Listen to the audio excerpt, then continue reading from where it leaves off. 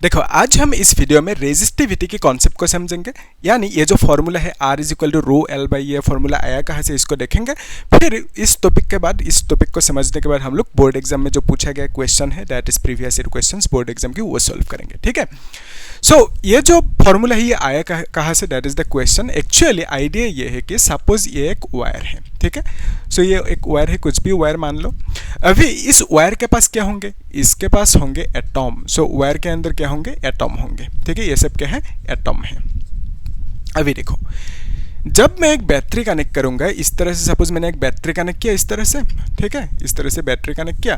सो battery से current निकलेंगे और हमें मालूम है करंट कब मिलेंगे हमें, जब चार्ज मूव करेंगे। लेट्स कंसीडर एक चार्ज है, पॉजिटिव चार्ज, ये मूव कर रहे हैं इस डायरेक्शन में, तो हमें करंट मिलेंगे कौन सी डायरेक्शन में, इसी डायरेक्शन में करंट मिलेंगे। अगर एक नेगेटिव चार्ज है, ये नेगेटिव चार्ज मूव कर रहे हैं इस डायरेक्शन में, तो हमें करंट इसके ऑपोजिट डायरेक्शन में मिलेंगे। ऐसा हम लोग कंसीडर कर सकते हैं। ठीक है, करते हैं एक्चुअली इस तरह से कंसीडर, लेकिन आप लोग इसका उल्टा भी कर सकते हो, कोई दिक्कत नहीं, लेकिन अभी चीज़ें एडजस्ट हो गए है ना। सो इसी तरह से ले रहे लोग, हम लोग भी इस तरह से ले लेते हैं। ठीक है, अभी देखो ये जो सिचुएशन है, इस सिचुएशन में अंदर क्या है, एटॉम है। सो जब भी करंट फ्लो होंगे तो हम कंसीडर करेंगे कि इलेक्ट्रॉन फ्लो हो रहे हैं। ओके, सो इलेक्ट्रॉन मतलब क्या है, एक इलेक्ट्रॉन के पास कितना चार्ज होंगे, 1.6 इंटू 10⁻⁻19 कूलम। ओके, सो इलेक्ट्रॉन मूव हो रहे हैं, इसका मीनिंग ये है कि चार्ज मूव हो रहे हैं। ठीक है, सो एक इलेक्ट्रॉन मूव होना यानी आप बोलोगे इतना सा चार्ज मूव हो रहे हैं। सो चार्ज मूव होने से क्या मिलेंगे हमें, करंट मिलेंगे, यानी इलेक्ट्रॉन मूव होने से करंट मिलेंगे। ठीक है, सो यहाँ पे करंट जा रहा है बैटरी से, यानी आप बोलोगे कि यहाँ पे इलेक्ट्रॉन दौड़ रहे हैं, मूव हो रहे हैं। ठीक है, सो लेट्स कंसीडर ये इलेक्ट्रॉन यानी चार्ज ऐसे मूव हो रहे हैं। ठीक है, इस तरह से जा रहे हैं चार्ज, और यहाँ पे इस वायर पे एंटर करेंगे इस तरह से, है ना। लेकिन यहाँ पे जब इलेक्ट्रॉन इस तरह से एंटर करेंगे तब क्या होंगे, ये सब एटॉम इस इलेक्ट्रॉन को बाधा देंगे। ठीक है, यानी आप बोलोगे कि इलेक्ट्रॉन को अंदर घुसने नहीं देंगे अच्छे से, लेकिन फिर भी इलेक्ट्रॉन जाएंगे, मूव करेंगे थ्रू दिस वायर, लेकिन ये बाधा फेस करेंगे, यानी आप बोलोगे रेजिस्टेंस फेस करेंगे। ठीक है, इजी है, क्या फेस करेंगे, बाधा, यानी आप बोलोगे रेजिस्टेंस फेस करेंगे। कौन, ये इलेक्ट्रॉन जब भी ये एंटर करना चाहेंगे इस तरह से थ्रू दिस वायर। ओके, सो इस केस में एक चीज़ देखना, ये जो वायर है अभी इसका लेंथ इतना सा है ना। अगर मैंने इस केस में लेट्स से लेंथ को इंक्रीज कर दिया, ठीक है, इतना सा लेंथ को इंक्रीज कर दिया, जब लेंथ को इंक्रीज करूंगा number of atoms inside the wire क्या होंगे, अभी इंक्रीज होंगे, तो यहाँ पे बहुत सारे एटम होंगे इस बार, है ना। सो इलेक्ट्रॉन जब एंटर करेंगे इस केस में, जब लेंथ को इंक्रीज किया, फिर अभी इलेक्ट्रॉन जब एंटर करेंगे तब क्या होंगे, ये ज़्यादा रेजिस्टेंस फेस करेंगे, यानी ज़्यादा बाधा फेस करेंगे। ठीक है, इजी। सो इस केस में लेंथ को इंक्रीज करते ही नंबर ऑफ एटम्स जो बाधा दे रहा था इलेक्ट्रॉन को, रेजिस्ट कर रहा था इलेक्ट्रॉन को, अभी वो सब एटम्स इंक्रीज हो गया। बिकॉज ऑफ दैट अभी ये इलेक्ट्रॉन ज़्यादा रेजिस्टेंस फेस करेंगे, यानी ज़्यादा बाधा फेस करेंगे। ठीक है, सो यानी आप बोल सकते हो इससे कि ये जो लेंथ है, अगर लेंथ इंक्रीज होंगे, ओके, आप क्या बोल सकते हो कि लेंथ अगर इंक्रीज होंगे तो यहाँ पे जो रेजिस्टेंस फेस करेंगे इलेक्ट्रॉन, ओके, रेजिस्टेंस वो भी इंक्रीज होंगे। ठीक है, अगर लेंथ इंक्रीज होंगे तो नंबर ऑफ एटम्स इनसाइड जो बाधा दे रहे हैं, रेजिस्टेंस दे रहे हैं, तो वो अगर इंक्रीज होंगे, एटम्स इंक्रीज होंगे, तो ऑब्वियसली ये ज़्यादा बाधा यानी रेजिस्टेंस फेस करेंगे। तो हम बोल सकते हैं कि resistance will increase when length increases. और इसी को हम लोग शॉर्टकट कैसे लिखते हैं, R is proportional to L, यानी आप बोलोगे R इज प्रोपोर्शनल, मतलब क्या है, एक इंक्रीज होंगे तो ये भी इंक्रीज होंगे। ठीक है, अगर L इंक्रीज होंगे तो R भी इंक्रीज होंगे, L डिक्रीज होंगे तो R भी डिक्रीज होंगे। ऐसा समझ में, इजी। अभी देखो नेक्स्ट सिचुएशन में, इस केस में इलेक्ट्रॉन इसे जा रहे हैं ना, सो यहाँ पे बाधा फेस करेंगे। अगर मैंने इस वायर की ये जो क्रॉस सेक्शनल एरिया है, इस एरिया को हम बोलेंगे cross sectional area. Okay, cross sectional area या तो क्रॉस सेक्शन एरिया भी बोल सकते हो, बेसिकली एरिया कह सकते हो। सो ये जो क्रॉस सेक्शनल एरिया है जो सर्कुलर शेप में है, यहाँ पे आप देख सकते हो ये जो एरिया है इसको हम बोलेंगे क्रॉस सेक्शनल एरिया। ठीक है, सो अगर मैंने इस एरिया को लेट्स से इंक्रीज कर दिया, इस तरह से इंक्रीज कर दिया इस एरिया को, तो इस केस में इलेक्ट्रॉन अभी आराम से जा पाएंगे, है ना। इलेक्ट्रॉन के लिए अभी बहुत जगह है। सो बिकॉज इस केस में इलेक्ट्रॉन के लिए बहुत जगह है जाने के लिए, तो इलेक्ट्रॉन अभी इस केस में आराम से मूव कर सकते हैं। जब एरिया चेंज कर, मतलब जब एरिया को इंक्रीज करोगे क्रॉस सेक्शनल एरिया को, तब क्या होंगे, इलेक्ट्रॉन अभी आराम से जा सकते हैं। ठीक है, अगर आराम से जा पा रहे हैं, बाधा इसका मतलब कम फेस कर रहे हैं, ठीक है। सो इलेक्ट्रॉन अभी एरिया को जब इंक्रीज किया, इलेक्ट्रॉन अच्छे से जा पा रहे हैं, यानी आप बोलोगे बाधा इस केस में यानी रेजिस्टेंस कम फेस कर रहे हैं। सो इट मीन्स आप बोलोगे कि अगर एरिया इंक्रीज होंगे तो रेजिस्टेंस जो फेस कर रहा था वो रेजिस्टेंस ज़्यादा होंगे या कम होंगे? वो कम होंगे, क्योंकि एरिया ज़्यादा जब होंगे तो इलेक्ट्रॉन आराम से अभी जा सकते हैं, है ना। बहुत सारा जगह है जाने के लिए, सो इलेक्ट्रॉन अभी आराम से जा सकते हैं। सो इट मीन्स आप बोलोगे ये बाधा कम फेस कर रहे हैं, यानी रेजिस्टेंस कम फेस कर रहे हैं जब एरिया को इंक्रीज किया, ठीक है, इजी। सो इसी को शॉर्टकट हम लिखते हैं R is proportional to 1 by area, ठीक है। इसको हम लोग ऐसे भी पढ़ सकते हैं, R यानी resistance is inversely proportional to area, ऐसे पढ़ सकते हो आप, ठीक है। अभी जब हम इन दोनों को कंबाइन करेंगे तो हम लिख सकते हैं R is proportional to L by A, है ना। सो यहाँ से हमें क्या मिला, एक formula that is R is equal to L by proportional to L by A. So जब भी एज पर रूल जब भी आप इस प्रोपोर्शनलिटी को हटाओगे तो हमें क्या लिखना होगा, इक्वल देना होगा, ठीक है। तो हम लिख सकते हैं इक्वल, और जब भी इक्वल दोगे यानी इसको हटाओगे तो आपको लिखना होगा एक कांस्टेंट, और वही कांस्टेंट को हम कहेंगे, इस कांस्टेंट को हम कहेंगे रेजिस्टिविटी, ठीक है। और इसको कैसे पढ़ सकते हो, मतलब ये रो है, RHO रो, इसको आप बोलोगे RHO रो, ओके। सो ये है रेजिस्टिविटी, और यहाँ पे क्या लिखेंगे, L बाई ए लिख देंगे, बाकी एज इट इज है, ठीक है। सो प्रोपोर्शनलिटी को हटाओगे तो you have to apply equal sign, यानी आप इसको इस केस में यहाँ पे आपको एक कांस्टेंट लगाना होगा, और वो कांस्टेंट कौन सी है, रेजिस्टिविटी। और रेजिस्टिविटी को यहाँ से हम लोग लिख सकते हैं, कैसे लिख सकते हैं, rho is equal to RA divided by L लिख सकते हैं, ठीक है। सो हमें क्या मिला, resistivity is equal to resistance into cross sectional area divided by length, okay, easy concept है। तो ये जो रो है, रो का ऐसा यूनिट भी होंगे। सो ऐसा यूनिट कौन से होंगे, उसके लिए देखो, एक्चुअली ये जो R है, R मतलब रेजिस्टेंस की ऐसा यूनिट क्या है, ओम है, और एरिया का ऐसा यूनिट क्या होंगे, एरिया मतलब मीटर स्क्वायर, ओके। फिर यहाँ पे L मतलब लेंथ की ऐसा यूनिट क्या है, मीटर है। सो मीटर कैंसिल होंगे, सो हम लिख सकते हैं ohm metre. So basically we can say rho is equal to ohm metre, यानी रो यानी जो रेजिस्टिविटी है उसकी ऐसा यूनिट क्या होंगे, ओम मीटर होंगे, इसे, ओके। सो यही था रेजिस्टिविटी की कहानी। अभी हम लोग क्वेश्चन सॉल्व करते हैं जो क्वेश्चन बोर्ड एग्जाम में पूछा गया था। तो पहले हम लोग एक काम कर लेते हैं, इजी क्वेश्चन एक सॉल्व कर लेते हैं, उसके बाद वो जो एनसीईआरटी की क्वेश्चन है जो बोर्ड एग्जाम में पूछा गया था उसे सॉल्व करेंगे, ठीक है। ये सब आप लोग नोट करते जाना, ठीक है।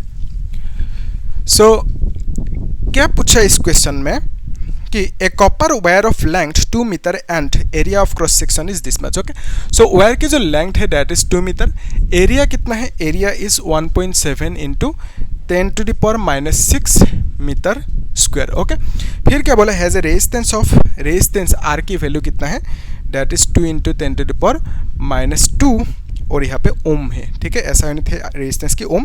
Calculate the resistivity of the copper, तो कॉपर की जो रेजिस्टिविटी होंगे वो कितना है पूछा, ठीक है। सो रेजिस्टिविटी यानी वहाँ से आप लिख सकते हो rho is equal to RA divided by L लिख सकते हो, ठीक है। सो R मतलब कितना है, 2 इंटू 10⁻² इंटू एरिया कितना है, दैट इज 1.7 इंटू 10⁻⁻6 मीटर को बाद में लिखते हैं, ठीक है। फिर यहाँ पे जो L है यानी 2 लिख सकते हो, 2 कैंसिल हो गया। सो अभी आंसर कितना आएंगे, 1.7 इंटू 10⁻⁸, और यहाँ पे रो यानी रेजिस्टिविटी का ऐसा क्या है, ओम मीटर लिख दोगे, ठीक है। सो हमें क्या मिला, रो की वैल्यू इतना सा मिला। इजी क्वेश्चन था ये, जस्ट वार्म अप क्वेश्चन।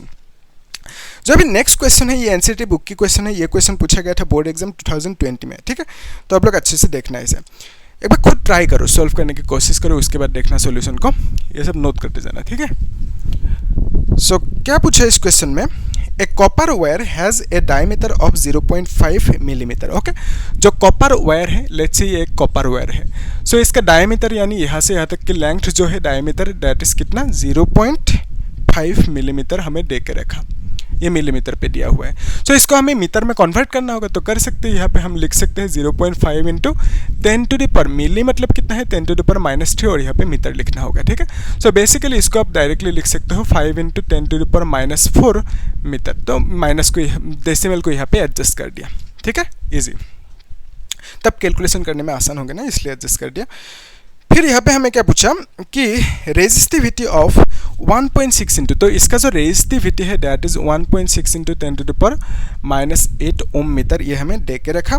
फिर क्या बोला, ए पार्ट में 2 पार्ट है ना, what will be the length of this wire to make its resistance 10 ओम।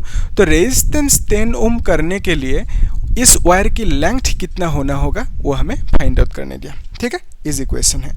अभी ध्यान से देखो, ये जो क्वेश्चन है, ठीक है, सो इस क्वेश्चन में अब एक चीज़ देख सकते हो कि दो पार्ट है ना। बी पार्ट में how much does the resistance change if the diameter is double.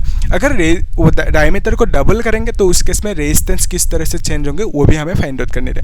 पहले हम लोग यहाँ से एल की वैल्यू निकल लेते हैं, ठीक है, बाकी बाद में देखेंगे।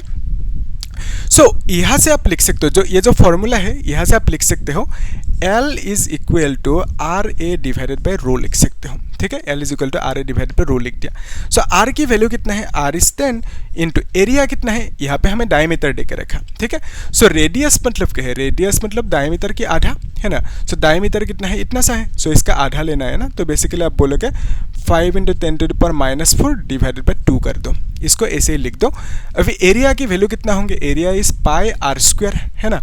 पाई मतलब कितना है 3.14 लिख सकते हो, इंटू आर मतलब कितना 5 इंटू 10⁻⁴ डिवाइडेड बाई 2 लिखोगे और यहाँ पे स्क्वायर करोगे। ठीक है, from here you can say this is equal to 5 5 = 25 into 10⁻⁸ divided by 4 लिख सकते हो। ठीक है, आर को स्क्वायर करना होगा। 5 into 10⁻⁴ by 2 is the value of R. इसको हमने स्क्वायर कर दिया तो हमें कितना मिला 5 स्क्वायर दैट इज 25 एंड 10⁻⁸ और यहाँ पे नीचे 4 लिख दिया। ठीक है, इजी है। एरिया की वैल्यू हम कितना लिखेंगे, that is 14 into 25 into 10⁻⁸ divided by 4 है ना। और साथ में रो है नीचे, रो की वैल्यू कितना है, रो की वैल्यू देकर रखा 1.6 इंटू 10⁻⁸ इंटू जो बाकी है 4 है ना, यहाँ पे है 4। एरिया की वैल्यू कितना है, ये है एरिया की वैल्यू। ठीक है, यहाँ पे 10 है आर की वैल्यू, एरिया की वैल्यू इतना सा है। फिर ये जो 4 है इसको नीचे लेके आया। ठीक है, नीचे डायरेक्टली इस तरह से लेके आ सकते हो आप लोग, अच्छे से लिखना। नीचे मैंने 4 को लेके आया। ठीक है, अभी इसको कैलकुलेट करने 10⁻⁸ ये सब कैंसिल आउट होंगे, तो बाकी इसको कैलकुलेट करने के बाद जो आंसर आएंगे इसको आप लोग कर लेना। ठीक है, कैलकुलेट तो कर सकते हो ना, मैं कॉन्सेप्ट समझा रहा हूँ, आप लोग कैलकुलेशन करना है ना। कितना मिलेंगे 122.7 मिलेंगे। एल का वैल्यू मिलेंगे 122.7 और यहाँ पे मीटर मिलेंगे। ठीक है, ए पार्ट पे जो पूछा था दैट इज एल का वैल्यू 122.7 मीटर मिलेंगे, इतना सा। ठीक है, ये हो गया ए पार्ट। अभी बी पार्ट में क्या पूछा आपको, बी पार्ट में पूछा कि हाँ, इसमें आपको पूछा how much does the resistance change if the diameter is doubled. अगर इस वायर की डायमीटर को डबल कर दिया तो उस केस में रेजिस्टेंस जो है कितना चेंज होंगे वो हमें फाइंड आउट करने दे। ठीक है, पहले जो रेजिस्टेंस था दैट इज कितना 10 ओम, अभी कितना होंगे डबल करने के बाद वो पूछा। एक चीज़ देखो, इस तरह की जब सिचुएशन मिलेंगे आपको तब क्या करना कि जो नया केस है, नया केस में क्या है, डायमीटर को डबल कर दिया। ठीक है, डायमीटर यानी इसका वैल्यू डबल किया। डबल मतलब जो पुराना था उसका डबल कर दिया। पुराना कितना था, डी था, तो हम लोग इसको 2D लिख सकते हैं। ठीक है, तो इस केस में रेडियस कितना होंगे, रेडियस यानी आप बोलोगे जो नया रेडियस होंगे ना, ये जो नया डायमीटर है इसको हमने सपोज डी डैश कह दिया। ठीक है, ऐसे समझने के लिए डी डैश कह दिया, तो डी डैश नया डायमीटर, उसकी वैल्यू कितना आया 2D आया। ओके, ये जो नया रेडियस होंगे, इस बार नया रेडियस मतलब क्या, नया डायमीटर की 2 से डिवाइड करना होगा नया डायमीटर को डी डैश को, तब हमें क्या मिलेंगे, नया रेडियस मिलेंगे that is 2D divided by 2, यानी आप बोलोगे D मिलेंगे आर डैश की वैल्यू, यानी जो नया रेडियस होंगे आर डैश उसका वैल्यू कितना मिला, पुराना डायमीटर की वैल्यू मिला। ठीक है, इजी है। अभी देखो इसमें जो रेजिस्टेंस की फॉर्मूला है दैट इज क्या है, इसमें जो इस केस में पहला केस में रेजिस्टेंस की formula R is equal to आप लिखोगे रो एल बाई ए, पहला केस में रेजिस्टेंस की फॉर्मूला। एरिया मतलब कितना है, एरिया मतलब रो एल, एरिया मतलब पाई आर स्क्वायर। ठीक है, पाई आर स्क्वायर लिख दिया। बेसिकली इतना सा मिला हमें पुराना केस के लिए रेजिस्टेंस की वैल्यू, और आर की वैल्यू 10 देकर रखा, उसको बाद में बिठाएंगे। फिर इस केस में, नया केस में जब डायमीटर को इंक्रीज किया, डबल किया, तो उस केस में रेजिस्टेंस जो है उसको आर डैश कह दिया। रेजिस्टेंस भी कुछ चेंज होंगे है ना, तो नया रेजिस्टेंस मिलेंगे दैट इज आर डैश कह दिया। यहाँ पे भी जो फॉर्मूला होंगे that is rho L by A होंगे, इस तरह से लिखना होगा। लेकिन इस केस में जो रो है रेजिस्टेंस है वो सेम रहेंगे। ठीक है, पहले जितना था क्योंकि ये जो आर है रो है, ये जो रो है रेजिस्टिविटी, ये रेजिस्टिविटी कब चेंज होंगे, जब आप मटेरियल को चेंज करोगे। सो यहाँ पे आपने मटेरियल को चेंज नहीं किया, जो वायर था वही वायर है, लेकिन आपने क्या किया, सिर्फ डायमीटर को इंक्रीज किया, डबल कर दिया, ठीक है। सो ये इस रो की वैल्यू सेम रहेंगे क्योंकि आपने मटेरियल को वायर को चेंज नहीं किया।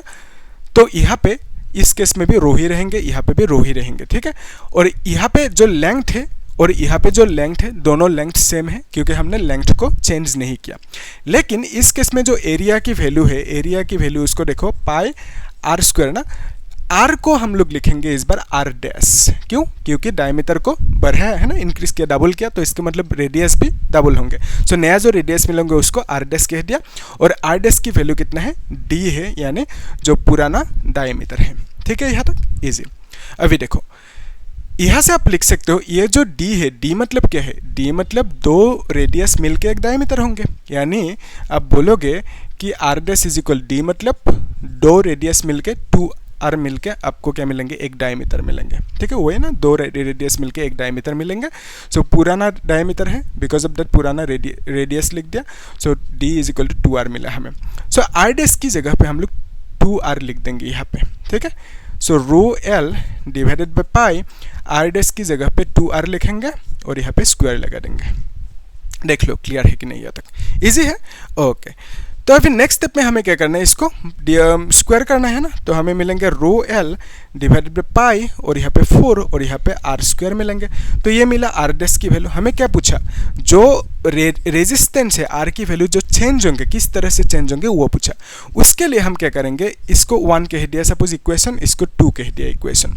सो 1 से अगर 2 को डिवाइड करें तो क्या मिलेंगे हमें, अगर हम 1 इक्वेशन डिवाइड बाई 2 करें तो हमें क्या मिलेंगे, हम लिख सकते हैं यहाँ से, यानी r divided by R dash करेंगे, r divided by R dash करेंगे इज इक्वल टू r की वैल्यू कितना है, rho L by pi are square. तो यहाँ पे हम लिखेंगे rho L by pi are square, okay. और r डैश की वैल्यू कितना मिलेंगे, rho L divided by pi 4 R square मिलेंगे, ठीक है। इजी है, ठीक है, क्लियर है, ओके। अभी देखो रो एल कैंसिल आउट होंगे, पाई पाई कैंसिल आउट होंगे। सो हमें क्या मिलेंगे, ये जो 4 है ना, 4 ऊपर जाएंगे तो हम सिर्फ 4 लिखेंगे, आर स्क्वायर भी कैंसिल आउट होंगे, ठीक है। सो यहाँ से हम लिख सकते हैं R by R dash is equal to 4। सो आर इज इक्वल टू कितना लिखेंगे, 4 इंटू आर डैश लिख सकते हैं। यानी आप यहाँ से लिख सकते हो कि R dash is equal to, यहाँ से आप क्या लिख सकते हो, R dash is equal to 1/4 into पुराना resistance that is R, okay. So R dash equal to 4 को नीचे लेके r/4 हो गया। सो आप ऐसे बोलोगे कि जो नया रेजिस्टेंस होंगे, नया रेजिस्टेंस कितना होंगे, 1/4 टाइम्स ऑफ द पुराना रेजिस्टेंस, ऐसा आप बोल सकते हो, ठीक है। सो नया resistance will be equal to 1/4 times of the पुराना रेजिस्टेंस। तो यहाँ पे आप देख सकते हो ये जो पुराना रेजिस्टेंस है उसका वैल्यू कितना है, 10 है। तो इसको जब डिवाइड करेंगे आंसर कितना आएंगे, 4 2 जा 8 होगा, फिर यहाँ पे 4 5 जा कितना होगा, 28 हो गया, 2 रह गया तो 20 हो गया, 4 5 से 20। सो बेसिकली 2.5 मिलेंगे नया रेजिस्टेंस की वैल्यू। जो पुराना रेजिस्टेंस था दैट इज कितना था, 10 था, अभी नया रेजिस्टेंस कितना आया, 2.5 मिला, ठीक है। या तो ऐसे भी कह सकते हो कि नया resistance will be equal to 1/4 times of the पुराना रेजिस्टेंस, इज ओके। सो यहाँ तक देख लो क्लियर है कि नहीं, कुछ डाउट है तो पूछना मुझे कमेंट सेक्शन में। हम लोग उससे पहले एक काम करो, इस क्वेश्चन को होमवर्क कर लो, ठीक है, और मुझे बोलना कमेंट सेक्शन में, तब क्लियर होंगे चीज़ें, है ना। तो हम लोग नेक्स्ट क्लास में 2024 में पूछा गया एक बोर्ड एग्जाम की PYQ सॉल्व करेंगे, उसे भी आप लोग देखना अच्छे से, और चैनल को सब्सक्राइब करके रखना, लाइक करना और शेयर कर देना, ठीक है। Thank you.